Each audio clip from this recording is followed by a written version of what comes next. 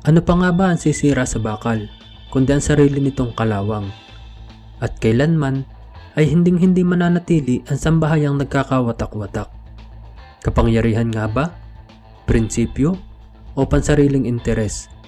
Alin kaya sa mga yan ang nag-uudyok sa tao para pasukin ang armadong pakikibaka?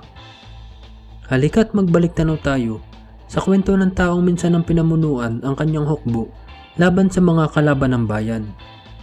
Laban sa gobyernong sinasabi nilang siyang nagpapahirap sa bayan. Ngunit sa panong paraan magtatagumpay ang kanilang pakikibaka kung sila mismo ang nagkakagulo sa kanilang hanay? Ano pat sila na rin ang nagpapatayan sa loob ng kilusan. Ang kwento ng pakikibaka at pagbagsak sa sariling mga kamay ng kakampi ni Cesario Manarang o yung tinaguriang Commander Alibasbas. Pero kung bago ka pa lang sa ating channel, pakipindot na din po ng like, subscribe at bell notification button para palagi kang updated pag may mga bago tayong kwentong kagaya nito. Si Cesario Manarang ay nakilala ng lahat sa bansag na Commander Alibasbas.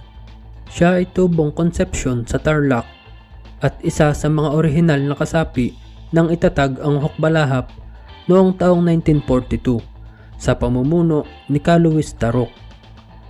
Nabuo ang Hukbalahap dahil na rin sa banta ng digmaan upang may pagtanggol ang ating bayan at isinantabi muna nila ang hidwaan sa gobyerno upang makipag-isa at lumaban sa isang kaaway.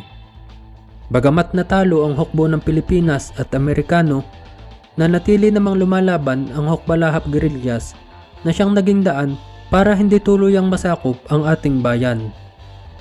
Isa si Commander Alibasbas sa nakipaglaban sa mga Hapon at marami silang napalayang bayan mula sa kamay ng mga mananakop bago pa man dumating ang malaking puwersa ni MacArthur upang tuluyang bawiin ang Pilipinas.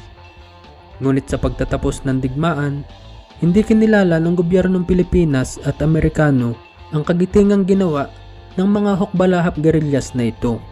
Sa halip, dinisarmahan pa sila at pinagdadakip ang karamihan sa mga miyembro. Kasabay ng mga reforma sa lupang ipinaglalaban nila, tas nasundan pa ng hindi pagkilala sa kanila bilang mga armadong grupo at itinuring pangkalaban ng bayan, taong 1946 na magsimula ang Huk Rebellion. Nakipaglaban sila sa gobyerno at pagpasok ng dekada 50, kasagsagan ng pagpapalakas ng kanilang puwersa kung saan nagawa pa nilang